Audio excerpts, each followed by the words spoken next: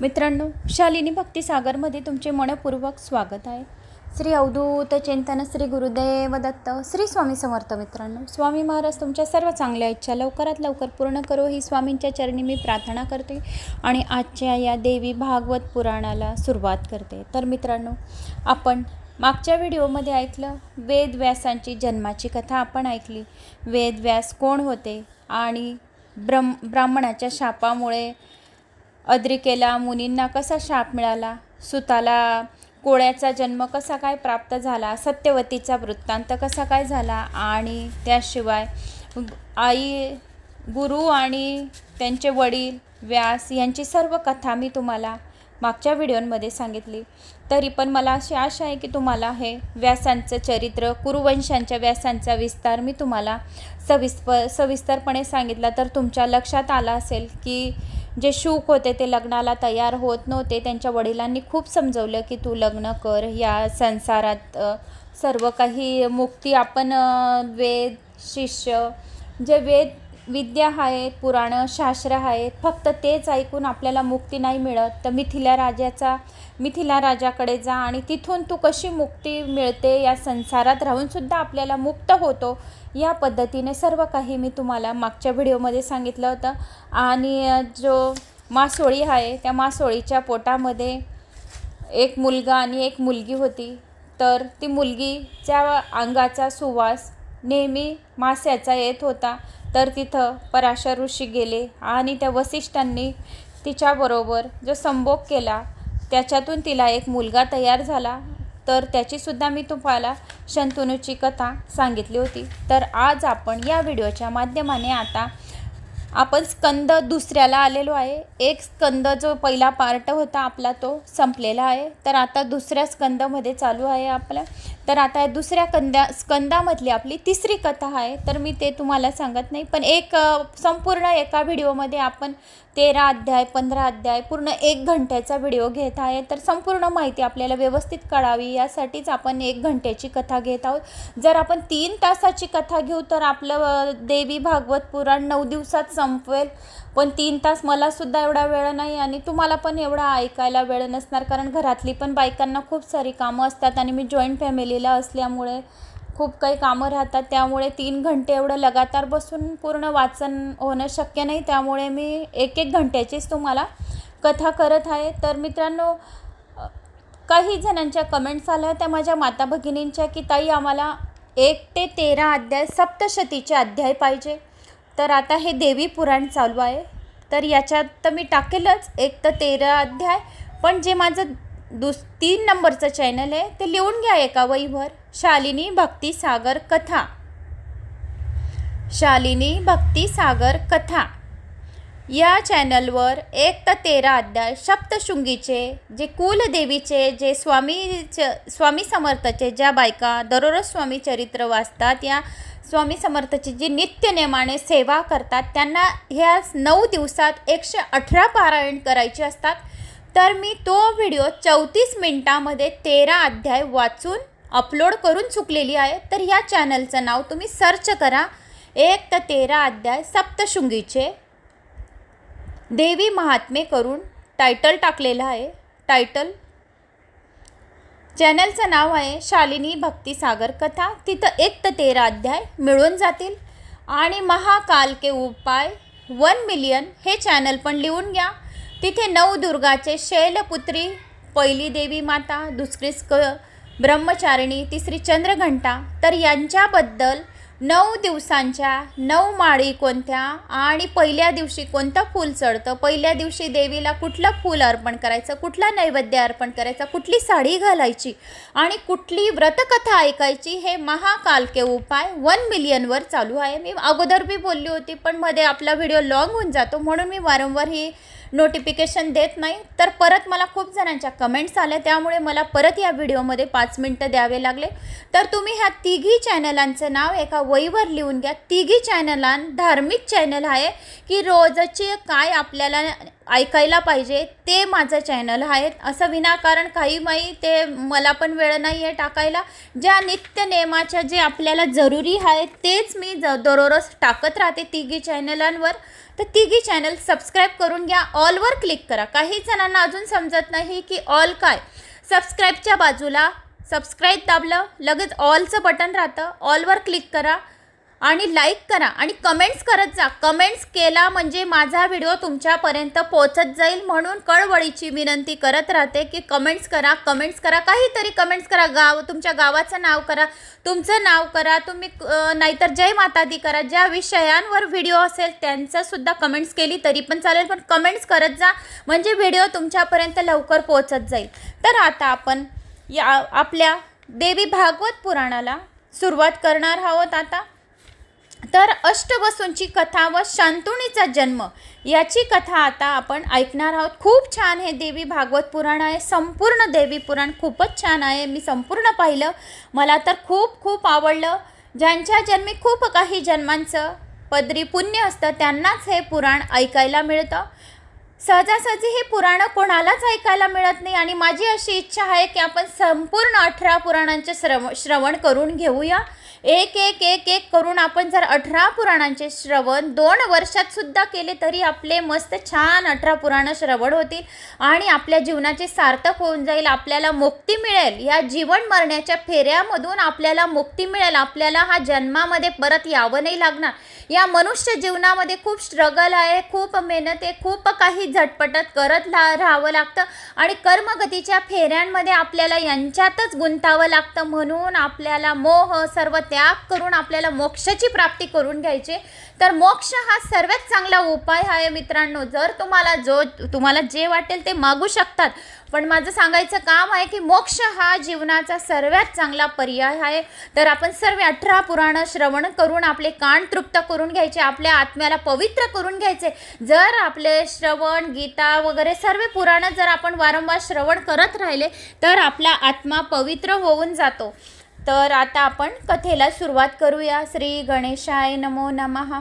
ओम सर्वमंगल मांगल्ये शिवे सर्वात साधिके शरण्ये त्र्यंबके गौरी नारायणी नमस्तुते. हा मंत्र जर आपण बोलला तर आपल्याला भूत पिशाच या नजर दोषाची कशाचीच बाधा होत नाही. हा मंत्र सर्वात रामबाण मंत्र आहे.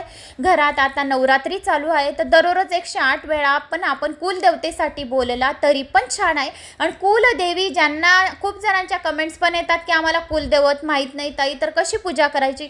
ज्यांना कुलदैवी माहीत नाही त्यांनी ओम एम एम क्लीम चामुंडाय उच्चय नमः या मंत्राचा सतत जप करत राहा. हा मंत्र सर्वात प्रभावी मंत्र आहे. देवीचा मंत्र खूप छान आहे. ओम एम एम क्लीम चामुंडाय उच्चय नमः. आणि कुलदेवीसाठी लांब वातीचे दिवे लावत जा. लांब वातीचा दिव्या लावल्याने आपला वंशज लांब लांब होत जातो आणि खूप वाढत जातो आणि आपली पैशांची बरकती पण लांब लांब होत जाते. खूप काळ दीर्घकाळ अखंड लक्ष्मीची प्राप्ती होते. लक्ष्मी प्राप्तीसाठी पण लांब वातीचा दिवा लावायचा, कुलदेवतेसाठी पण लांब वातीचा दिवा लावायचा, देवींना लांब वातीचा दिवा लावायचा, पितृंना लांब वातीचा दिवा लावायचा, देवांना गोल वातीचा दिवा लावायचा. कुठले पण देव असो, पुरुषांना म्हणजेच देव आणि देवींना लांब म्हणजे जास्त काळ आपल्यापर्यंत ते राहत जाईल. अक्षय पुण्याची फळाची प्राप्ती होत जाईल.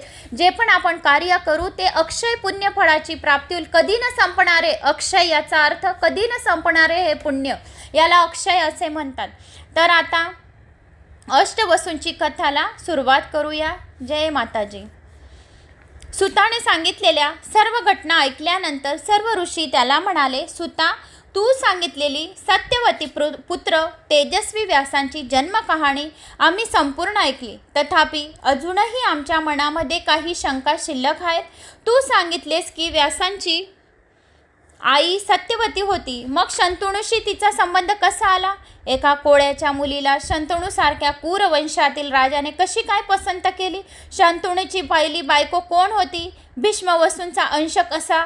तू म्हणालास की भीष्माने अगोदर चित्रगंधाला राजावर बसवलं व त्याच्या मृत्यूनंतर विचित्रवीर्याला बसवलं. ते दोघी सत्यवतीचेच पुत्र होते. पण मोठा भाऊ व धर्मनिष्ठ रूपवान असताना त्याने जाणून बोलून असे का केले? जेव्हा विचित्रवीर्य मरण पावला तेव्हा सत्यवतीने सुनांकडून गोलकपुत्र कसे उत्पन्न केले? त्या देखण्या स्त्री राज्य भीष्माला का दिल्या नाही? भीष्माने लग्न का केले नाही? आणि मोठा भाऊ असताना धाकट्या भावाच्या पत्नीशी संबंध ठेवून पुत्र उत्पन्न का केले? धर्मविरोधी कृत्य व्यासांनी तरी का केले? धर्म जाणणाऱ्या पुराणांची रचना करणाऱ्या मुनींनी परस्त्रिया त्यातही भावाच्या स्त्रिया का स्वीकारल्या? हे नित्य कर्म का केले? सुता वेद जाणणाऱ्याचे वर्तन शिष्टाचाराला धरून होते का? तू व्यासांचा शिष्य असल्यामुळे या शंकाचं निरासन कर. आम्ही ते ऐकण्याची इच्छा करून या धर्मक्षेत्रात उपस्थित आहोत. ऋषीचे सर्व बोलणे ऐकून सुताने अत्यंत शांतपणे बोलवायला सुरुवात केली. पूर्वी इक्ष्वाकु नावाच्या राजकुळात एक राजा होऊन गेला. तो धार्मिक, सत्यवचनी व चक्रवर्ती होता. त्याचे नाव महाभीष असे होते. त्याने 1000 अश्वमेध आणि 100 वाजपेय यज्ञ केल्यामुळे इंद्राने प्रसन्न होऊन त्याला स्वर्गात स्थान दिले. तो एकदा ब्रह्मलोकात गेला असता तिथे ब्रह्मदेवाच्या सेवेकरता पुष्कळसे देव जमा झाले होते. त्यात महानंदी गंगा सुद्धा होती. त्याच वेळी जोराचा वारा सुटला आणि गंगेच्या अंगावरील वस्त्र उडाले. सर्व देवांनी या प्रसंगी माना खाली घातल्या. पण महाभीष मात्र त्यावेळी तिच्याकडे टक लावून पाहत राहिला आणि ती सुद्धा राजाचा भाव ओळखून तशीच वस्त्र न सावरता त्याच्याकडे पाहत राहिली. ही गोष्ट लक्षात येताच ब्रह्मदेवाला खूप राग आला. त्याने त्या राजाला शाप दिला, तू पुन्हा मृत्यूलोकी जन्माला येशील. परत तुझा जन्म होईल व पुन्हा पुण्य करून तुला स्वर्ग लोकात स्थान मिळेल. असा शाप त्याने गंगेलाही दिला. तेव्हा ते दोघंही खिन्न होऊन तेथून उठून गेली आणि नंतर पृथ्वीवर प्रसिद्ध अशा कुरुवंशातील प्रतीप नावाच्या राजाच्या पोटी जन्म घ्यावा असे महाभिषाने ठरवले. त्याच्या सुमारास 8 वसू फिरण्यासाठी म्हणून वसिष्ठांच्या आश्रमात आले असता त्याच्यातील श्रेष्ठ वसू दो यांच्या पत्नीने तिथे नंदनीला पाहून पतीला विचारले की ती गाय कुणाची आहे? तेव्हा तो म्हणाला की ती वसिष्ठांची गाय आहे. तिचे दूध स्त्री अगर पुरुष जो कोणी पिल तो 10,000 वर्ष तरुण राहील. ते ऐकून ती म्हणाली, मृत्यूलोकात उशी नर राजाची मुलगी माझी मैत्रीण आहे. ही दुधाळ गाय पाडासह नेऊन आपण तिला नेऊ, म्हणजे हिचे दूध पिऊन ती माझी मैत्रीण रोग व म्हातारपणा न येता दीर्घ काळपर्यंत जगेल. असे ऐकल्यावर त्याने ही मागचा पुढचा काही विचार न करता इतर वस्तूंच्या मदतीने ती गाय पळवून नेली. वसिष्ठ जेव्हा फळे वगैरे घेऊन आश्रमात आले तेव्हा गाय न दिसल्यामुळे ते पुन्हा बाहेर पडले. पण अनेक ठिकाणी पाय पीठ करून तिचा पत्ता लागला नाही. तेव्हा त्यांना राग आला.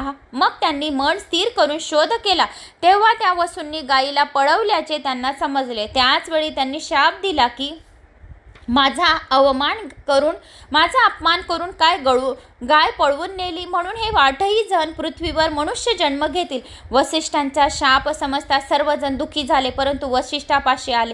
त्यांना शरण जाऊन त्यांनी क्षमा याचना केली. तेव्हा त्यांना पश्चाताप झालेला पाहून ऋषी म्हणाले की तुम्ही क्रमाक्रमाने भूलोकी जन्माला याल. तुम्हाला तेथे 1 वर्षभर सुद्धा राहावे लागणार नाही. पण माझी गाय पळवणारा दो मात्र दीर्घ काळपर्यंत मुक्त न होता तेथेच राहील. एवढे ऐकून सर्वजण परत फिरले. मार्गामध्ये त्यांना गंगा दिसली.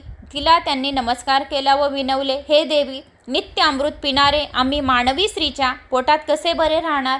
तेव्हा तू मनुष्य देहात आमची आई हो आणि आम्हाला जन्म दे. पुढे होणाऱ्या शांतनुने नावाच्या राजाची पत्नी आणि जन्मथा आम्हाला पाण्यामध्ये टाकून दे. असे केलेस तर आम्ही शापमुक्त होऊ. गंगा म्हणाली, तसेच होईल. एवढे झाल्यावर सर्वजण आपापल्या स्थानी निघून गेले. पुढे महाभिषाचा जन्म प्रतापिताच्या पोटी झाला व त्याचे नाव शांतनू असे ठेवले. तो मोठा धर्मात्मा व सत्यवचनी होता.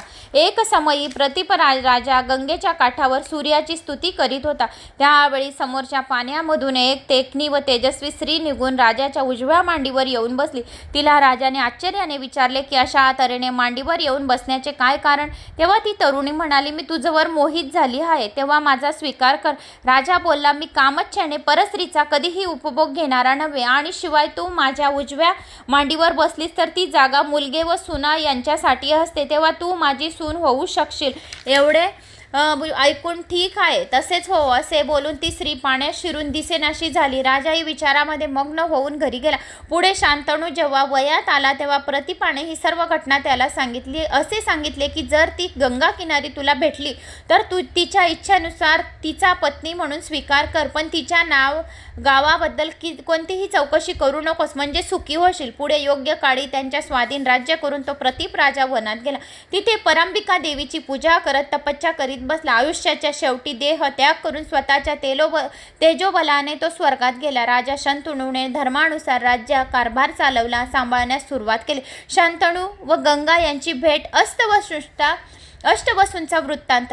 पुढे सूत म्हणू लागले, ऋषीजन हो, शंतनू राज्यकारभार पाहत असताना एकदा गंगेच्या काठावरील प्रदेशात शिकारीसाठी गेला होता. फिरत असताना त्यांच्या दृष्टीस एक तरुणी पडली व ती अत्यंत सौंदर्यवती. तिला पाहून राजाला असे वाटले की वडिलांनी ज्या स्त्रीविषयी सांगितले होते ती हीच असेल. राजाची दृष्टी तिच्यावर खिळून राहिली. त्याच्या शरीरावर रोमांच उभे राहिले. तिने ओळखले की हा पूर्वजन्मीचा महाविष राजाचा आहे. तशी ती त्याच्या समोर येऊन उभी राहिली. तिच्या चेहऱ्यावर स्मित हास्य होते. तिला पाहताच राजा आनंदित झाला आणि तिला म्हणाला, हे देवी, कोण आहेस तू? देवी, मनुष्य, गंधर्व, नागकन्या की अप्सरा कुणीही असली तरी स्मृतिमुखी स्त्रिये तू माझी पत्नी हो. सूत म्हणाला, ती गंगा आहे. शांतनूला समजले नाही, पण तिने मात्र निश्चित ओळखले होते की तो पूर्वीचा महाभिषच आहे. राजाचे मनोगत ऐकल्यावर ती म्हणाली, हे राजा, तू प्रतापीचा पुत्र आहेस हे मी जाणते आणि तुझ्यासारखा पती कुठली शहाणी स्त्री नाकारेल. पण माझी एक प्रतिज्ञा आहे, ती ऐक, ती मान्य कर. असेल तर मी तुझ्याशी लग्न करायला तयार आहे. ती प्रतिज्ञा अशी आहे की माझे कोणतेही कार्य पाहून तू मला दूरतर करावायचे नाही. मग ती गोष्ट तुला आवडो अगर ना आवडो. जर तू मला अशा वेळी हटकलेस तर त्याच क्षणी मी तुला सोडून मला वाटेल तिकडे निघून जाईल. राजाने विनसंकोच तिची अट मान्य केली व तिच्या सह राजमहलात परतला. आता राजाच्या बहुतेक वेळ तिच्या संगतीत जात असे. वने उपवने अशा रम्य ठिकाणी प्रेम क्रीडा करण्यात काही वर्ष उलटून गेली. राजाही सर्व गुण संपन्न होता. ती सुद्धा काम क्रीडेमध्ये तरबूज असल्यामुळे त्याचा काळ मोठ्या आनंदात चालला होता. काही काळ गेल्यानंतर ती गर्भवती राहिली आणि त्यावेळी एक वसू तिच्या पोटी पुत्ररूपाने जन्माला आला आणि जन्म होता क्षणी त्याला उचलून घेतले आणि गंगेमध्ये फेकून दिले. त्याच गोष्टीची दरवर्षी पुनरावृत्ती होत राहिली. तीही 7 वेळा 7 मुलांचा असा अंत झाला. तेव्हा मात्र राजा चिंतित होऊन विचार करू लागला, हा प्रकार जर असाच चालू राहिला तर माझा वंश कसा वाढेल. या पुत्रघातकी स्त्रियेने 7 पुत्र पाण्यात टाकले. आता मी जर हिला रोखले नाही तर असेच करत राहणार. बरे, अडवले तर अटीप्रमाणे मला सोडून निघून जाणार आणि पुन्हा पुत्र होतील की नाही याची तर काही खात्री नाही. अशा परिस्थितीत तिला पुन्हा दिवस राहिले आणि 8वा वसू पुत्र रूपाने जन्माला आला. जेव्हा त्याला उचलून ती नेऊ लागली तेव्हा तिला थांबून राजा तिच्याकडे गुडघे टेकून बसला आणि म्हणाला, हे सुंदरी, मी तुझा दास आहे. माझी विनंती ऐक. एवढा हा पुत्र जिवंत राहू दे. अंग रूप गर्विते तू माझे 7 पुत्र मारलेस, पण 8व्याला मात्र मारू नको. मी तुझ्या पाया पडतो. हे प्रिये, माझ्या वंशाचे रक्षण कर. तुझी कोणती इच्छा असेल ती मला सांग, मी ती पूर्ण करीन. पण निपुत्रिकाला गती नसते असे शास्त्रात सांगतात, म्हणून 8व्या पुत्राची मला आशा आहे. एवढे राजाचे कळकळीचे बोलणे ऐकून सुद्धा ती निर्विकारपणे काही न बोलता पुढे निघाली. ते पाहून राजाचा राग अनावर झाला व तो म्हणाला, हे महापापिनी, मी आता काय करू. तुला कसलीच भीती वाटत नाही, नरकाचीही नाही. तेव्हा असे वाटते की तू कुणातरी महापातकाची कन्या असावी. तुला मी निश्चित सांगतो, हा मुलगा इथेच राहील. मग तू राहू दे किंवा चालती हो, मला त्याची पर्वा नाही. त्यावर मुलगा हातात धरूनच ती संतापाने बोलली, राजा, तू अट मोडलीस आहे. मी आता या मुलाला घेऊन जाते. मी वनातच त्याला वाढवीन. आता जे सांगते ते ऐकून घे. मी खरी देवश्री गंगा आहे. काही देवयोगामुळे मी तुझ्याकडे आली होती. महात्म्या वसिष्ठांनी जेव्हा 8 वसूंना शाप दिला की ते सर्व मृत्यूलोकी मानव देहात जन्माला येतील, तेव्हा तू चिंतातुर वसूंनी मला विनंती केली होती की माझ्या पोटी त्यांनी जन्म घेण्याची इच्छा आहे. त्यांना तसा वर दिल्यामुळे मी तुझी पत्नी होऊन आले आणि कार्यासाठी त्यांचा जन्म झाला. त्यांच्यापैकी 7 जण शापमुक्त झालाय. आता हा 8वा मात्र दीर्घ आयुष्य होईल. मी याला घेऊन जाते, पालन करते. हा तुझ्यापेक्षाही खूप श्रेष्ठ होईल आणि जे कोणी माझं हे आख्यान अष्टवसूचं ऐकेल त्याला दीर्घ आयुष्य लाभेल, अखंड सौभाग्यवतीची प्राप्ती होईल, त्याला 7 जन्मांपर्यंत दुःख दारिद्र्य कधीच सहन करावे नाही लागणार आणि त्यांच्या 7 पिढ्यांचा वंशज वाढेल आणि त्यांच्या घरी सुख समृद्धी शांती पैसा अडका बरकती राहील. जे जिथे जातील तिथे त्यांचा विजय होईल, त्यांच्या पितृंना मोक्ष प्राप्ती होईल आणि त्यांना कुठल्याही सिद्धी सर्व सिद्धी सहजासहजी प्राप्त होतील असे गंगेने त्याला सांगितले. म्हणून हे माझे आख्यान ऐकणाऱ्याला त्यांचे दीर्घ आयुष्य वाढेल, त्यांच्या घरी कुठला रोग बिमारी कुठलीच त्यांच्या आजूबाजू सुद्धा राहणार नाही. आता तिचा सोडून मी आता पुढे वनात जात आहे असे तिने राजाला सांगितले आणि मातेशिवाय पुत्र वाचणार नाही म्हणून जिथे आपली भेट झाली होती ती मी याला घेऊन जात आहे. जेव्हा तरुण स्वयंपूर्ण होईल त्याला मी तुझ्या स्वाधीन करेन. एवढे सांगून गंगा तात्काळ अदृश्य झाली आणि राजा फारंत दुःखी झाला. अंतकरणाने घरी परतला. राजा पुन्हा राज्य करू लागला. बराच काळ गेल्यानंतर एकदा शिकारीसाठी तो बाहेर पडला. हरिण रानडुक्कर गवे यांची शिकार करीत करीत गंगेच्या तीरावर आला आणि तिथे नदीमध्ये पाणी फार कमी असलेले पाहून त्याला विचार आले की थोडेसे पुढे गेल्यावर एक मुलगा धनुष्यातून नदीमध्ये बाण मारताना त्याने पाहिलं. त्याच्या बाणामुळे नदीचे पाणी अडले होते. त्या मुलाला पाहून राजाला तो कोण आहे ओळखता आले नाही आणि धनुर्विद्येतील कौशल्य बाण सोडण्यातील चापल्य मदनाप्रमाणे सुंदर रूप पाहून राजाने विचारले, बाळ तू कुणाचा पुत्र आहेस? पण बाण सोडण्यात एकाग्र झालेल्या तरुणाने राजाच्या प्रश्नाचे काहीच उत्तर दिले नाही. तो एकाएकी दिसेनासा झाला. तेव्हा राजाच्या मनात अशी शंका आली की हा माझाच पुत्र असेल, कारण की गंगेने मला सांगितले होते की मी याला सोडून जाते आणि गंगालाच जाईल. असता कुठे जावे आणि कुणाला विचारावे असे त्याला त्याच्या पुत्राची आठवण व्हायला लागली. मग त्याने गंगेलाच आव्हान केले. त्या क्षणी गंगा तिथे प्रकट झाली. गंगा भगीरथी गंगा ज्या वेळेस भगीरथी जर गंगाला आवाज देत होते तर गंगा माता येऊन उभी राहत होती. पुत्र भगीरथी महाभारतामध्ये आहे, तिथे प्रकट झाली. तिला पाहून राजाने विचारले, गंगे आता इथून गुप्त झालेला बालक कोण? त्याला मला भेटावं. गंगा म्हणाली, हे राजेंद्र, हा 8वा वसू मी सांभाळलेला तुझाच पुत्र आहे. आता मी तुला तुझ्या स्वाधीन करते. महातपस्वी आहे तो, त्याचेप्रमाणे धनुर्वेद संकट सर्व वेदांचा अभ्यास केलेला आहे. तुझ्या या कुळाची कीर्ती वाढवणारा आहे आणि याचा सर्व विद्या अभ्यास वशिष्ठांच्या आश्रमात सुद्धा झाल्या असल्यामुळे सर्व गुणांमध्ये विद्यांमध्ये कलांतमध्ये सर्वात निपुण आहे. हा कुणाशीच हारू शकणार नाही असं माता राणीने सांगितलं. डायरेक्ट गंगेने सांगितलं की हा कुणाशीच हारू शकणार नाही, जिथे जाईल तिथं विजय होईल. किंबहुना तुझा पुत्र प्रति परशुरामच आहे असे समज, याला तुझ्या बरोबर ने आणि सुखी राहा. एवढे सांगून मुलाचा हात राजाच्या हातात दिला आणि गंगा अदृश्य झाली. राजाला फार आनंद झाला आणि त्याने राजाने मिठीत कुरवळले आणि रथात बसून घरी आपल्या मुलाला घेऊन गेले. हस्तिनापुरात मोठा उत्सव साजरा केला आणि ज्योतिषांना बोलवले, शुभ मुहूर्त निश्चिंत केले आणि मग त्याने सर्व मंत्री नगरजन निमंत्रणांना आमंत्रण दिले.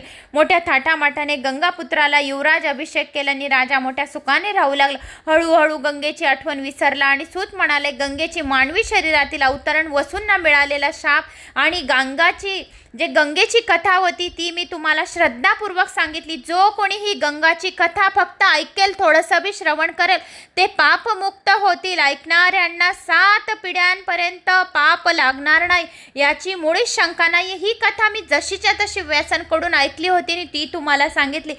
ही कथा हे गंगेचं चरित्र ऐकणाऱ्याला सर्व पापांचा नाश करणार आहे, कल्याणकारक आहे, सुख समृद्धी शांती देणार आहे, अखंड सौभाग्याची प्राप्ती करून देणार आहे व सौख्य देणार आहे आणि हा इतिहासामध्ये या गंगेचं नाव चालेल असं या व्यासांनी सांगितलं. आणि मग सूत म्हणाले, भागवत निरनिराळ्या कथांनी युक्त असून पुण्यकारिक कथामयी 5 लक्षांनी युक्त आहे. 5 लक्षपर्यंत इतक्या युक्त आहे ते पुण्यकारिक कथा. जो कोणी 5 मिनिटं सुद्धा हे गंगेचं कथान पण ऐकून गेल तरी त्याच्या 5 जन्माचे दुःख नाहीसे होईल, दारिद्र्य नाहीसे होईल असे सूतांनी सांगितले. मग पुढे सूत म्हणाले, शंतनू सत्यवती विवाह भीष्म प्रतिज्ञा.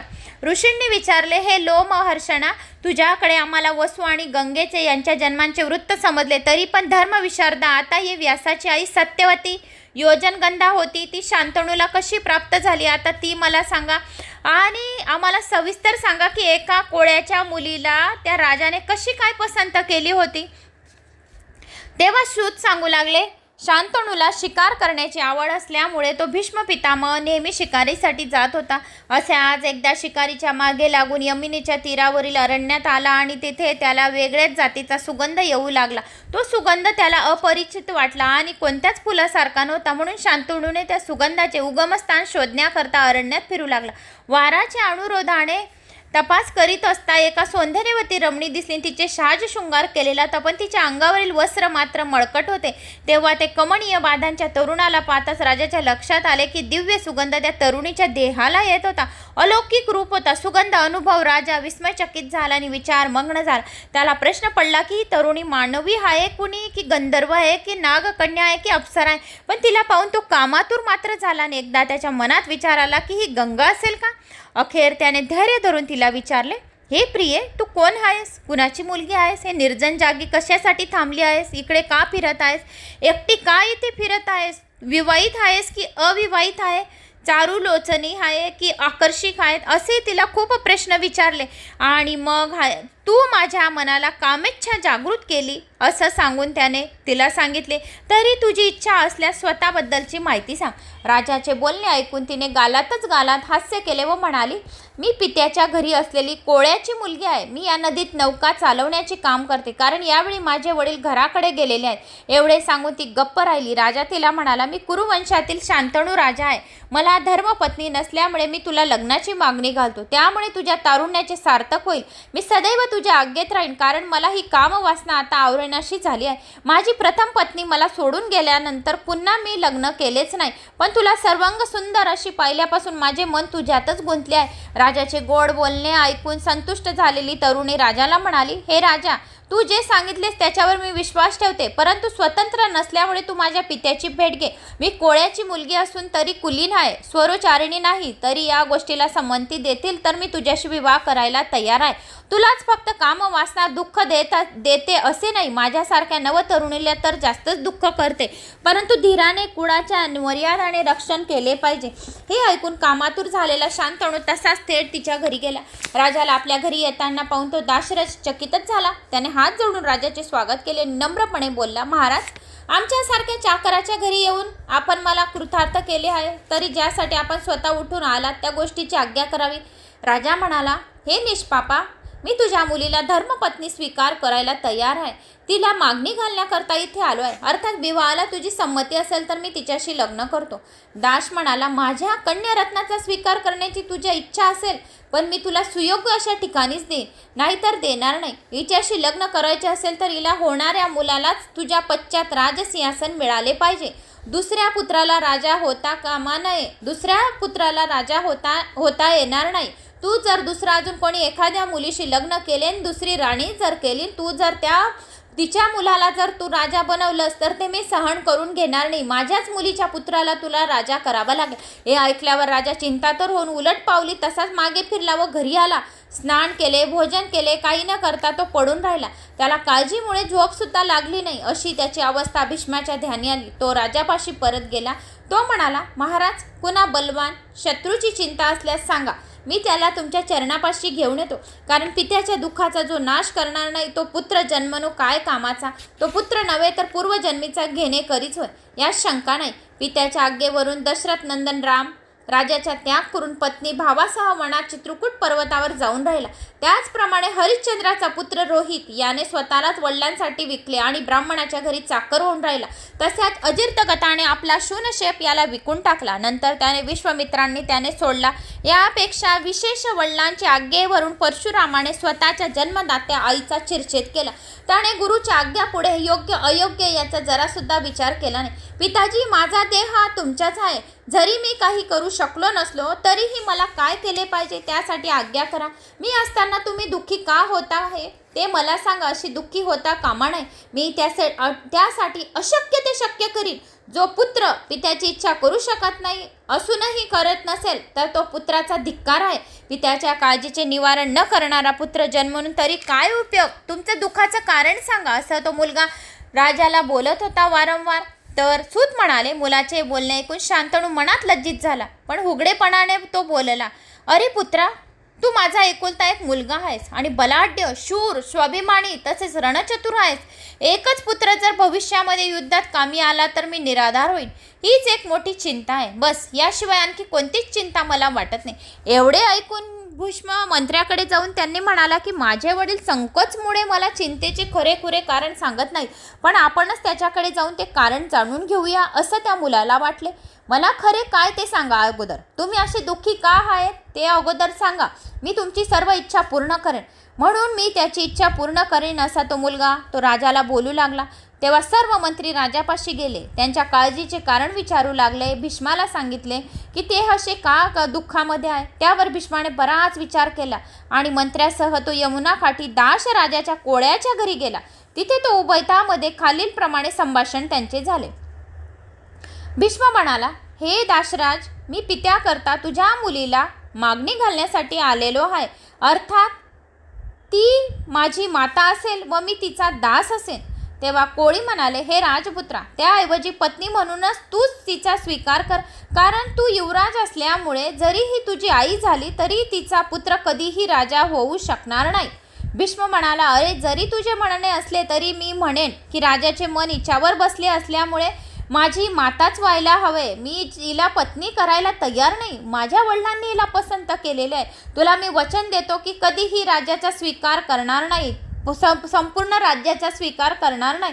कोळी म्हणाला, तू सांगतोस ते मी मान्य करतो, पण कदाचित पुढे तुझा एखादा बलाढ्य पुत्र जर राज्य बळकावर झाला नाही तर मग अशी माझी शंकेचा अगोदर निरासन कर, असे त्या कोळीचे वडील त्या मुलाला म्हणू लागले. भीष्म, तुझी शंका मी दूर करतो. माझी दुसरी भीष्म प्रतिज्ञा आहे ते ऐक. मी आजपासून स्त्री संबंधच वर्ज्य करून देतो. आजपासून मी कुठल्या स्त्रीवर संबंध करणार नाही आणि ती माझी मातासारखी राहील, असा तो भीष्म त्या कोळ्याला म्हणाला.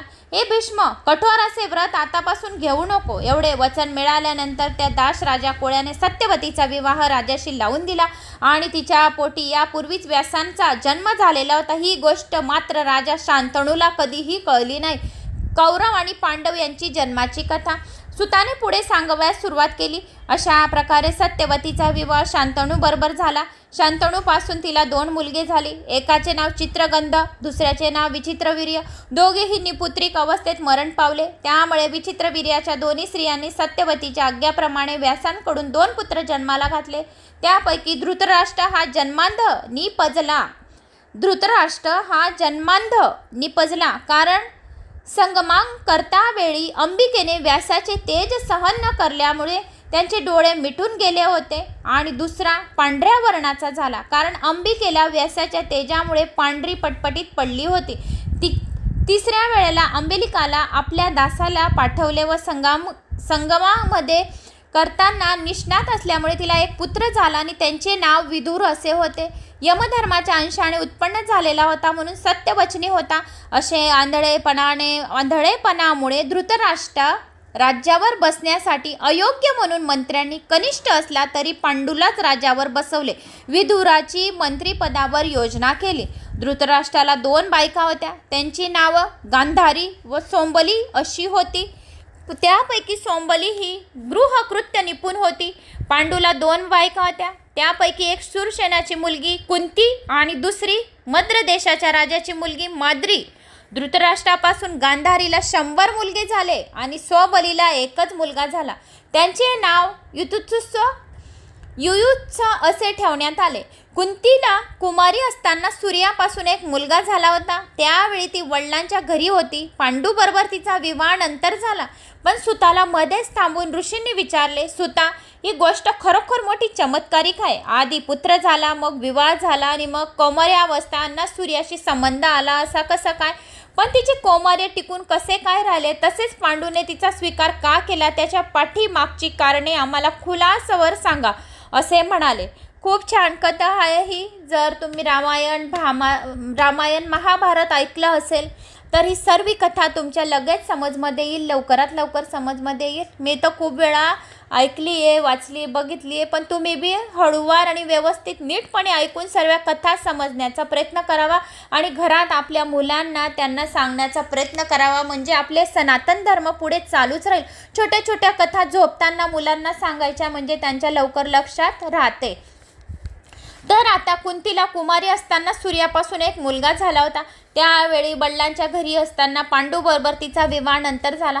सुताला मध्येच थांबून ऋषींनी विचारले, सुता, ही गोष्ट खरं मोठी चमत्कारिक आहे. आधी पुत्र झाला, मग विवाह झाला. कौमार्य अवस्थेत असताना सूर्याशी संबंध कसा झाला आणि तिची कौमार्य टिकून कसे राहिले ते मला आधी सविस्तर सांग.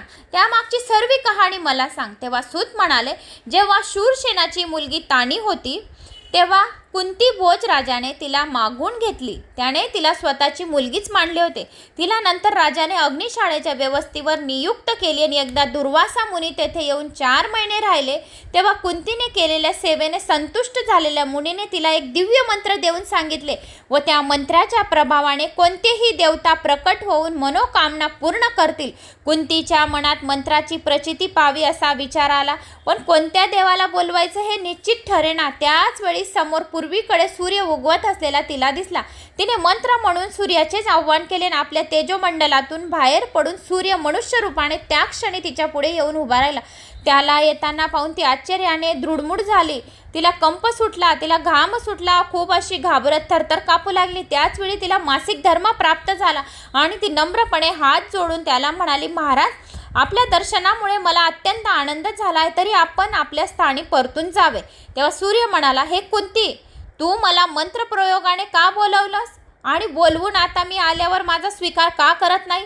हे सुडोल शरीराचे स्त्रिये, मी कामाधीन झालो आहे आणि कामाधीन असल्यामुळे आणि या मंत्रामुळे बांधला गेलो आहे. तू प्रेमाने माझा स्वीकार कर आणि आनंदाने रतिक्रीडा कर, सुखाचा उपभोग घे आणि संभोग कर. तेव्हा कुंतीने उत्तर दिले, तू धर्म जाणतोस हे सर्वज्ञ, मी कुमारी आहे आणि कुलवाण असल्यामुळे अनाचारयुक्त वागणे योग्य नाही. मला तर हे दुर्वासा ऋषींनी हा मंत्र दिला होता, तर मी ते मंत्र वारंवार बोलत होती. तर मला असं वाटत होते की हा मंत्र आपण बोलावा आणि कुठल्या देवाला बोलवावा. तर समोर सूर्याकडे तोंड करून मी जेव्हा पूजा करायला बसली तर मला तुम्ही दिसले आणि तुमचं आव्हान केलं तर तुम्ही आले आणि हे भलतंच काय बोलत आहेत तुम्ही की आता तू माझ्याबरोबर असं कर, हे तुम्हाला शोभा देत नाही, असं कुंतीने सूर्याला म्हणाले. आणि मग कुंतीने उत्तर दिले, तू धर्म जाणतोस सर्वज्ञ, हे सर्वज्ञ, मी कुमारी आहे, कुलवाण असल्यामुळे अनाचारयुक्त वागणे योग्य नाही.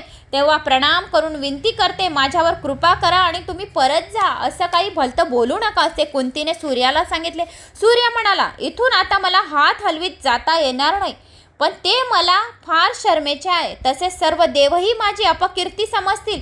मग त्या ब्राह्मणाला मी शाप देईन. ज्याने तुला मंत्र दिला आहे ना, मी त्याला शाप दिला. आता ज्याने तुला हा मंत्र दिला आणि नाकारल्यामुळे तुला शाप देईन. पण तुझ्या आणि माझ्या मिलनातून जो मुलगा जन्मेल तो मात्र माझ्यासारखाच असेल, शिवाय या गोष्टी कुणालाही समजणार नाही. त्याचप्रमाणे तुझे कौमार्य सुद्धा अभंग राहील. असे बोलून त्या मनस्वी पण लाजणाऱ्या कुंतीशी सूर्याने संगम केला आणि तिच्या इच्छेप्रमाणे वर देऊन तो निघून गेला. त्या समयी कुंती गर्भवती झाली, पण ही गोष्ट तिच्या एका दासीशिवाय कुणालाही माहिती नव्हती. अगदी आई वडिलांना सुद्धा माहिती नव्हती. एका गुपित जागी ती राहू लागली, एकदम गुप्त जागी राहू लागली. ती गर्भवती राहिल्यामुळे एका ठिकाणी जाऊन ती राहिली. दिवस पूर्ण भरले तेव्हा तिला एक मुलगा झाला आणि त्याच्या कानात कुंडले व शरीरावर कवच जन्मताच होते.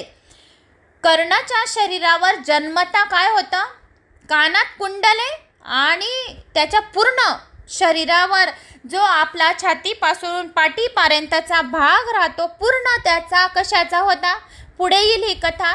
तरी पण त्याचा भाग कशाचा होता? सोन्याचा. दानवीर कर्णामध्ये खूप मोठं नाव येतं. दानवीरांमध्ये वीर तर कर्ण हा अजून बी हे नाव आपल्या पृथ्वीवर चालू आहे. तर या दानवीरांमध्ये कर्णाचं सर्वात मोठं नाव येतं आणि त्याच्या कानात सुद्धा सोन्याचे कुंडले जन्मताच होते. जणू काही दुसरा सूर्य. अशा तेजस्वी बाळाला उचलून घेऊन दासी म्हणाली, अगं तू काळजी का करतेस? तू म्हणशील तसं करवायला मी तयार आहे. काय करायचे ते फक्त सांग म्हणजे झाले. कुंतीने तिच्याकडून एक पेटी आणवली आणि त्या मुलाला त्यात निजवून म्हणाली, बाळा, मी दुःखी आणि हतभागिनी आहे, म्हणून तुझ्यासारख्या सुलक्षणी मुलाला टाकून देण्याची पाळी माझ्यावर आली. आता तुझा सांभाळ त्या सगुण निर्गुण सर्वेश्वरी अंबा भगवतीने करावा आणि तीच विश्वजननी कामदा कात्यायनी माता तुला दूध पाजेल. आता पुन्हा तुझे मुखकमल केव्हा पाहीन कोण जाणे. माझ्या लाडक्या तुझ्यासारख्या सूर्यपुत्राला मी एखाद्या दुष्ट दुराचरणीप्रमाणे घोर वनात सोडत आहे. कदाचित मी पूर्वाच्या जन्मामध्ये त्रिकोल जननेची आराधना नसावी केलेली म्हणून मला हा पुत्र टाकावा लागत आहे. मी कुठले तरी काही पाप केले असेल म्हणून मला हा पुत्र असा सोडावा लागत आहे. त्या शिवेच्या सुखकारक चरणकमलाचे ध्यान केले नसावे म्हणून तुला वनात सोडावे लागत आहे. मी काहीतरी शिवाची चूक केली असावी म्हणून मला तुला सोडावे लागत आहे. आणि बुद्धी पुरस्पर केलेल्या पापाच्या स्मरणात जळत राहण्याचे दुर्भाग्य माझ्या वाटेला आले. मी काही खूप मोठे पाप केले असेल म्हणून मला माझ्या वाटेला हा सूर्यपुत्र आल्यावर सुद्धा मला तुला पेटीत टाकून तुला दूर करायचं आहे, दूर करत आहे. याच्यापेक्षा मी पापिनी दुसरी कोणी नाही असं ती कुंती तिची त्या दासीला सांगत होती. रडत होती, जोरजोरात टावा फोडत होती की माझ्या या पुत्राला मला सोडावं लागत आहे असे म्हणून. पुढे सूत म्हणाले. असा विलाप करून तिने ती पेटी उचलली आणि दासीच्या हातात दिली. मग स्नान करून ती कुंती पित्यापाशी गेली. तिकडे ती पेटी दासीने गंगेत सोडून दिली. पुढे ती पेटी अधिरित नावाच्या एका सारथ्याच्या हाती लागली. त्याने ती उघडली. तो मुलगा घरी नेला आणि त्याच्या राधा नावाच्या पत्नीने त्याला वाढविला. पुढे तोच महाबली कर्ण म्हणून प्रसिद्ध झाला आणि आज बी या पृथ्वीवर कर्णाचे नाव प्रसिद्ध आहे. पुढे स्वयंवराच्या वेळी कुंतीच्या पांडूबरोबर विवाह झाला. दुसरा विवाह त्याने मद्रा राजाची मुलगी माद्री हिच्याशी केला. एकदा पांडू शिकारीसाठी वनात गेला होता. तिथे त्याने एका हरणीला मारले आणि मग हरणीशी समागम करण्यासाठी त्याने हरणीचे रूप घेतले आणि मग त्या मरणस्थ झालेल्या मुनीने राजाला शाप दिले. ज्या अर्थी संगम करण्यात रमलेल्या तुझा तू वध केला आहेस त्या अर्थी जेव्हा स्त्री जवळ जाशील त्या क्षणी तू मरण पावशील असा त्याने श्राप दिला. मरण्याच्या पहिले मुनींनी काय श्राप दिला की ज्या अर्थी तू संगम करत होती आणि रमलेला माझा तू वध केला रमलेल्यांमध्येच तरी पण तू स्त्री जवळ जाशील तर तू मरशील असा शाप दिला. त्या शापेमुळे पांडूवर जणू आकाशच कोसळले. त्याने राजाचा त्याग केला आणि तो वनात निघून गेला. त्याच्या दोन्ही बायकाही त्याच्यासह वनात राहिल्या आणि त्याचे धर्मवचने ऐकण्यासाठी गंगा तीरावरील आश्रमात जात असे. एकदा तिने प्रवचनात ऐकले आणि निपुत्रिक असे त्याला कधी स्वर्ग प्राप्त निपुत्रिक असे म्हटले आणि तुला कधी स्वर्ग प्राप्ती होणार नाही असे म्हणून पुत्र असल्याच पाहिजे म्हणून पुत्र पाहिजे. ज्याला पुत्र राहतात त्याला स्वर्गाची प्राप्ती होते असे शास्त्रांमध्ये सांगितले आहे. औरस पुत्र नसेल तर कोणी आपल्या नातेवाईकांचा पुत्र मानला तरी पण आपल्याला स्वर्गातच जागा भेटते. तर अंशज, गोलज, दत्तक, पुतण्या, सावत्री पुत्र सापडलेला कोणी दारिद्र्य माणसाने अर्पण केलेला किंवा पैसे देऊन विकत घेतलेला असला तरी सुद्धा चालतो तर तो पुत्रच म्हणवतो. सर्व प्रकार मात्र एकाहून एक कमी श्रेणीचे आहेत. तथापि कशाही प्रकारच्या आशेने पण पुत्र हा पाहिजेच. हे ऐकून पांडूने कुंतीला सांगितले की आता तू कोणत्याही मुनीपाशी जाऊन पुत्र प्राप्ती करून घे. माझ्या जाग्याने तुला ही गोष्ट करावायची असल्यामुळे यात तुला दोष लागणार नाही. ही महात्मे पुरुषांनी सांगितली. पूर्वपार चालित असलेली नीती यावर धर्मनिष्ठ चौदास नावाच्या राजाने अशा प्रकारे विशिष्ट मुनींच्या द्वारे पुत्र उत्पन्न केला होता. हे मला ठाऊक आहे. तेव्हा कुंतीने उत्तर दिले की मला पुत्र प्राप्तीसाठी मनुष्याकडे जाण्याची आवश्यकता नाही. दुर्वासा मुनींनी एक असा मंत्र दिला आहे की त्या मंत्राच्या प्रभावाने मी कोणत्याही देवाला बोलावून माझे मनोरथ पूर्ण करू शकते असे कुंतीने उत्तर दिले. पंडूने तसे करण्यास अनुमती दिली. तेव्हा कुंतीने प्रथम धर्मराजाला बोलवले. त्याच्यापासून जो पुत्र जन्मास आला त्याचे नाव युधिष्ठिर, नंतर तिला भीम, अर्जुन ही दोन पुत्र अनुक्रमे वायुदेव आणि इंद्र या देवांपासून झाले. तोपर्यंत 3 वर्ष उलटली. ते पाहून मांद्रीने पंडूला विनवले की हे महाराज, मी ही दुःखीच आहे, तरी मलाही पुत्र व्हावा असे करा ना काहीतरी. तेव्हा त्याने कुंतीला विनंती केली. मग तिच्याकडून तो मंत्र मांद्रीला देवाविला आणि त्यावेळी मांद्रीने अश्विनी कुमार व जोड देवतांना बोलवल्यामुळे तिला 2 आवळे जावळे मुलगे झाले.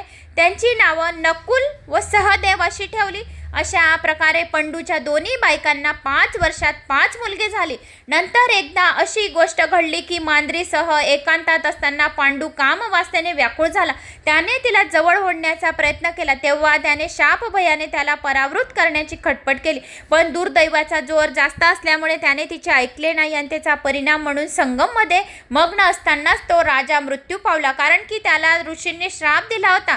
हरणीच्या ज्या वेळेस त्याने हरणीचा रूप घेतलेले होते आणि मरणस्थ झालेल्या मुनींनी राजाला एक हरिण नसून तो एक मुनी होता.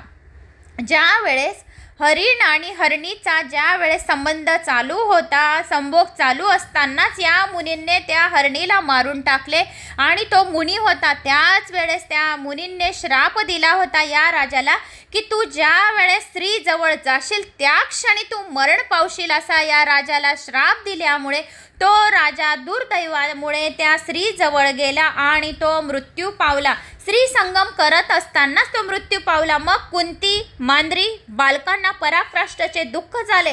आक्रोश ऐकून बरेच मुनीही गोळा झाले.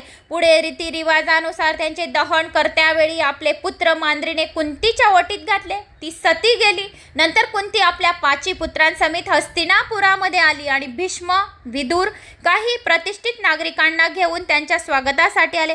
पांडूला मिळालेला शाप सर्वांना ठाऊक असल्यामुळे त्याने विचार केला की कुंती, हे पुत्र कुणापासून झाले ते सांग बरं. कुंतीला मोठे दुःख झाले, पण तिने सांगितले की देवतांपासून हे पुत्र कुरुकुलातच जन्मले आहेत. तरीही संशयाला जागा राहू नये म्हणून तिने सर्व देवांना पुन्हा आवाहन केले. सर्व देवांनी आकाशात प्रकट होऊन साक्ष दिली की त्याचेच पुत्र आहेत, देवांचेच आहेत. त्या भीष्मांनी प्रसन्न होऊन सर्वांना राजवाड्यात नेले आणि राजपुत्रांसारखी त्यांची अवस्था ठेवली. तर मित्रांनो, आपण इथे दुसऱ्या स्कंदामधले 6 अध्याय आतापर्यंत ऐकून चुकलेलो आहोत. तर आता पुढचा अध्याय आहे पांडवांचा संक्षिप्त जीवन वृत्तांत. व्यासांनी त्यांना घडवले आणि मृत गोत्रजांचे पुनर्दर्शन आता आपण या अध्यायाला होणार आहे. खूप छान छान कथा आहेत. असं वाटतं की याच्या पुढे काय कथा येईल, याच्या पुढे काय कथा येईल. मला सुद्धा मी वाचत आहे, तरी पण मला असं वाटतंय की काय कथा येईल. छान वाटतंय मला पण वाचायला, आणि तुम्हाला ऐकायला बी छान वाटत असेल तर एक लाईक, कमेंट्स नक्की करत जा. चॅनलला सबस्क्राईब करा, आपल्या नातेवाईकांना पण शेअर करा. ते सुद्धा ही छान छान कथा नवरात्रीची देवी भागवत पुराणाची ऐकतील आणि ते पुण्य तुमच्या अकाउंटलाच जमा होईल. तर आता आपण पांडवांचा जीवन वृत्तांत ऐकूया. सूत म्हणाला, या 5 पांडवांची द्रौपदी ही सामायिकपणे पत्नी होती. तिला प्रत्येक पतीपासून एक असे 5 सुंदर मुलगे झाले. याशिवाय सुभद्रा नावाची अर्जुनाची आणखी एक बायको होती. ती कृष्णाची धाकटी बहीण होती. कृष्णाच्या संमतीनेच अर्जुनाने तिला पळवून आणली होती. तिला अभिमन्यू हा मुलगा होता. द्रौपदीचे 5 मुलगे व हा अभिमन्यू हे सर्वात जण भारतीय युद्धात मारले गेले. विराट राजाची अतिशय देखणी मुलगी उत्तरा ही अभिमन्यूची पत्नी अर्थात पांडवाची सून होती.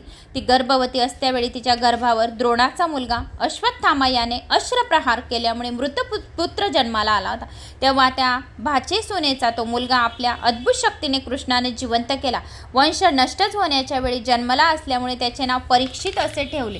आपले 100 मुलगे युद्धामध्ये मारले गेल्यामुळे धृतराष्ट्र फार दुःखी असे, पण अन्य काही मार्ग नसल्यामुळे भीमाची कुत्सित बोलणी सहन करीत तो पांडवाच्याच आश्रयाला राहत होता. गांधारी तिथेच होती. युधिष्ठिर मात्र त्याची सेवा करीत असे. त्याचप्रमाणे धर्मात्मा विदुर सुद्धा त्याची समजूत घालण्याचा प्रयत्न करीत होता. धर्माचेही मुलगे सुद्धा त्याची सेवा करीत असे. परंतु भीमसेन मात्र संतापयुक्त होऊन अत्यंत कटू बोलू धृतराष्ट्राला ऐकू जातील असे शब्द बोलत असे आणि म्हणत असे, हे दुष्ट आंधळ्या, तुझ्या सगळ्या पोरांना मी युद्धामध्ये मारले आणि दुःशासनाने तर हृदय फोडूनच रक्त प्याला. आता तू माझ्याकडेच अन्न एखाद्या निर्लजाप्रमाणे खाऊन जगत आहे. कावळे आणि कुत्रे यांच्याप्रमाणे तुझे जगणे व्यर्थ आहे. अशा प्रकारे तो दररोज त्याला कटू बोलणे ऐकवत असे. पण धर्म मात्र धृतराष्ट्राला समजावित असे की अहो, असाच आडदाडणं मूर्ख आहे. असं बोलणं मूर्खपणा आहे. तुम्ही काही मनावर घेऊ नका. अशा तऱ्हेने 18 वर्ष उलटली गेली. तेव्हा धृतराष्ट्राने अरण्यात जाऊन राहण्याचा आपला विचार धर्माच्या मुलांना सांगितला. पुढे तो म्हणाला, मी माझ्या मुलांचे क्रियाक्रम करून जाईन, कारण भीमाने युद्धात मेलेल्या सर्वांचे क्रियाक्रम केले, परंतु पूर्वीचे वेर लक्षात ठेवून माझ्या मुलांचे मात्र केले नाही. तेव्हा जर तुम्ही मला काही धन दिलेत तर मी ते वनात जाऊन त्यांचे क्रियाक्रम करीन. धर्माच्या मुलाने विदुराला एका बाजूला नेऊन तो वृत्तांत सांगितला. विदुराने धर्माला तसेच सांगितल्यावर त्याला तो विचार पटला. सर्व भावांना बोलवले आणि आपला विचार त्याच्या पुढे मांडला. मात्र तो ऐकल्यावर भीमाचा संताप मनावर झाला आणि तो एकदम उसळून बोलला, अरे, त्या दुर्योधनाला गती मिळावी म्हणून तू द्रव्य देणार काय? यामुळे हा दुष्ट आंधळा सुखी होईल. हा तुझा विचार म्हणजे फार मोठा असा मूर्खपणा आहे. तुझ्या तस्यामुळे कृपामुळे आम्ही विराटांकडे आश्रित म्हणून राहिलो. महापराक्रमी असताना सुद्धा त्यांच्याकडे दासांप्रमाणे राहिलो. तुझ्या असल्या तऱ्हेच्या वागण्यामुळे वनवासाचे दुःख आम्हाला भोगावे लागत आहे. आणि द्रौपदीला ओढीत दरबारात आणले. आणि मग आमच्या देखतच तुम्ही द्रौपदीला ओढीत दरबारात आणली. तर तू जुगार खेळला नसतास तर हा कुळांचा सहार झाला असता काय?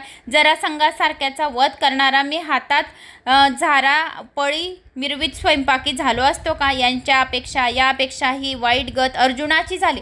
तो इंद्राचा पुत्र अतुल पराक्रमी असूनही स्त्रीचा वेश करून बृहंडा नावाने स्त्रियांनी नित्य शिकू लागला आणि ज्या हातामध्ये गांधीव धनुष्य शोभत असे आता बांगड्या भरणे भाग पडले.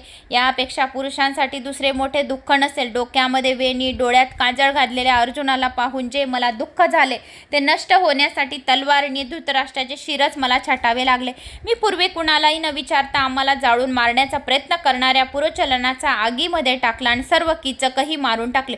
त्याचप्रमाणे धृतराष्ट्राच्या पुत्रांच्या बाबतीत मात्र वागलो नाही. हे माझेच चुकले. दुर्योधनाला गंधर्वाच्या तावडीतून सोडवण्याचा असा आणखी एक मूर्खपणा वागलो आणि जर हे चुकले नसते तर माझ्या वाटेला हे आलेच नसते असे तो सांगू लागला. आणि मग सर्व गोष्टी कमी वाटल्या म्हणून त्यावर कळत चढवण्यासाठी की काय तू आता धृतराष्ट्राला धन देणार? तू जर आज्ञा केलीस तर मी मुळीच धन देणार नाही असे बोलून त्याने त्रिमिरिताने भीम उठून गेला आणि धर्मराजाने अर्जुन नकुल सहदेव तिघांच्या संमतीने धृतराष्ट्राला पुष्कळसे धन दिले. मग धृतराष्ट्राने आपल्या पुत्रांचे क्रियाक्रम ब्राह्मणाद्वारे यथासांग विधी केली. गांधारी कुंती विदुरासह वनवासात गेले. कुंतीच्या मुलांनी न जाण्याची विनंती केली असताना ते संजय दोघंही गेले. त्यांना निरोप पाठवला आणि त्याबरोबर पांडव गंगा तीरावर परतले. वनात ते 5 जण शतयूप आश्रमात झोपड्या बांधून राहू लागले. 6 वर्षाचा काळ उलटल्यावर एके दिवशी युधिष्ठिर भावाने म्हणाला, मी स्वप्नात असे पाहिले की कुंती वनवासात फार थकलेली आहे. तेव्हा वनात जाऊन तिचे इतरांचे दर्शन घ्यावे अशी मला इच्छा झाली. तुम्हाला बरोबर यायचे असेल तर आपण सर्व मिळून जाऊया. तेव्हा सर्व भावांसह सुभद्रा द्रौपदी तसेच आणखी काही नागरिक सर्व शतायुपाश्रमापाशी आले. विदुराखेरीज सर्वांच्या भेटी झाल्या म्हणून धर्मराजाने विचारले. धृतराष्ट्राने सांगितले की विदुर निसंगपणे एकटाच वनामध्ये फिरतो आहे. कधी ईश्वराच्या ध्यानात मग्न होतोय कधी त्याच्या ध्यानात. युधिष्ठिरला तो एका वृक्षाखाली उभा असलेला दिसला. तेव्हा युधिष्ठिरने नमस्कार केल्याने आपण दर्शनासाठी आल्याचे सांगितले. तेव्हा विदुर एका वृक्षाप्रमाणे निर्विकार होता परंतु त्याच वेळी विदुराच्या शरीरातून विलक्षण असे तेज निघून धर्माच्या मुखात विलीन झाले. विदुराचे महानिर्वाण झाले. युधिष्ठिरला दुःख झाले आणि त्यांचे दहन करण्याचा प्रयत्न करू लागले. तेव्हा आकाशवाणी झाली की राजा हा संन्यासी आहे म्हणून याला दाह संस्कार करण्याची जरुरी नाही. तू निघून जा. मग सर्वांनी गंगेत आंघोळी केली आणि सर्व वृत्तांत धृतराष्ट्राच्या कानी घातला. असाच काही काळ गेल्यानंतर व्यास नारदासह बरेच ऋषी आले. त्यांचे दर्शन घेऊन कुंती व्यासांना म्हणाले, हे तपोनिधी, मी कर्णाला जन्म देते वेळीच फक्त एकदा डोळे भरून पाहिले होते. नंतर ते मजपासून दुरावले तर कायमचे दुरावून गेले. तुम्ही सर्व समर्थ आहात ना म्हणून माझ्या मुलाचे मला एक वेळा दर्शन घडावे असे सांगत होते. त्यावर गांधारीने विनंती केली की माझा पुत्र रणभूमीवर जात्यावेळी मी पाहिला तो शेवटचाच पुन्हा माझे मुलगी काही माझ्या दृष्टीस पडले नाही. एकदा त्यांचे दर्शन घडावे. सुभद्रा म्हणाली, माझ्या प्राणापेक्षा आवडता मुलगा अभिमन्यू होता तरी त्याचे एक वेळा पाहायची माझी इच्छा आहे. असे सर्वांचे म्हणणे ऐकल्यावर सर्वांचे मनोरथ पूर्ण होण्यासाठी व्यासांनी प्राणायाम केला आणि सनातन देवीचे ध्यान केले आणि देवी माताला प्रार्थना केली की हे देवी माता, हे अंबे माता, हे कुलस्वामिनी माता, हे नवदुर्गा माता, या सर्वांना तू तुझ्या यांची सर्वांच्या इच्छा पूर्ण कर अशी व्यासांनी त्यांनी प्रार्थना केली आणि सांगितले की यांच्या सर्वांच्या इच्छा पूर्ण कर. आणि सर्व जणांना बरोबर घेऊन व्यास दिवो लागणीच्या सुमारीच गंगेच्या काठी आले. सर्वांनी स्नाने केली. हात जोडून विश्वजननीची अंबेची स्तुती करण्यास आरंभ केला आणि ते म्हणाले, मणिद्वीपाच्या अधिपती देवी, तू प्रकृती पुरुष चैतन्य रूपा सगुणा निर्गुणा सर्व देवी आणि सर्व देव स्वरूपिणी ब्रह्मस्वरूपिणी माता, आमची इच्छा पूर्ण कर. जेव्हा ब्रह्मा विष्णू शिव कुबेर वरुण यम अग्नी कोणीच नव्हते त्यावेळी तू मात्र होती. तेव्हा पाणी हवा जमीन आकाश हेही नव्हते. तसेच त्रिगुण मन बुद्धी इंद्रिय अहंकार सूर्य चंद्र नव्हते. अशा वेळी तूच होतीस म्हणून आम्ही तुलाच नमस्कार करतो. सर्व जीवांना चित्तांत अर्थात हिरण्यगर्भ रूप समष्टीमध्ये स्थापून गुणासह त्यांची लिंग शरीरे सुषुप्तीपादी नेऊन कल्पांतपर्यंत स्वतंत्रपणे विचरण करतेस. त्यावेळी ज्ञान मार्गाने ही कुणीच तुला जाणू शकत नाही. या प्रपंचाहून वेगळी आहेस. तर हे आई, हे अंबे, हे जगत जननी, हे सर्वजण मला मृत जीवांचे दर्शन घडवण्याचे विनवित आहे पण तू या करवायला समर्थ नाही. म्हणून तेव्हा आता आम्ही तुझ्या शरणाला आहोत आणि तूच या जीवांचे दर्शन घडव. तेव्हा सूत म्हणाले, अशा प्रकारे भुवनेश्वरी देवी अंबेची स्तवन करता क्षणी माया रूपिणी देवी त्या सर्वांना स्वर्गातून आणून आकाशात दर्शन घडवले. सर्वांचे समाधान करून तेव्हा व्यासांनी पुन्हा विनंती केली आणि देवीने मृत जीवांचे विसर्जन केले. नंतर हे सर्वजण आपापल्या स्थानी परतून गेले आणि मग पांडव हस्तिनापुरी परत गेले. तर मित्रांनो, ही राहिली आता आपले स्कंद पुराणांमधले आपले 7 अध्याय मी तुम्हाला ऐकून चुकले आहे. तर मला अशी आशा आहे तुम्हाला माझे हे संपूर्ण देवी महात्म्य पुराणचे अध्याय आवडले असतील. जो कोणी हे व्यासांचे चरित्र ऐकतील, कुंतीचे आणि पांडवांचे अध्याय ऐकतील, या संक्षिप्त जीवन वृत्तांत ऐकतील, त्यांना सर्व काही सुख प्राप्त होतील असे देवीने सांगितले. जो कोणी माझे हे 2 श्लोकसुद्धा ऐकेल तरी त्यांच्या सर्व भक्तांच्या मी इच्छा पूर्ण करेल असे देवीने सांगितले आहे. तर मित्रांनो, इथे हा व्हिडिओ समाप्त झालेला आहे. तर या व्हिडिओसाठी एक लाईक, चॅनलला सबस्क्राईब करा. जय माता दी.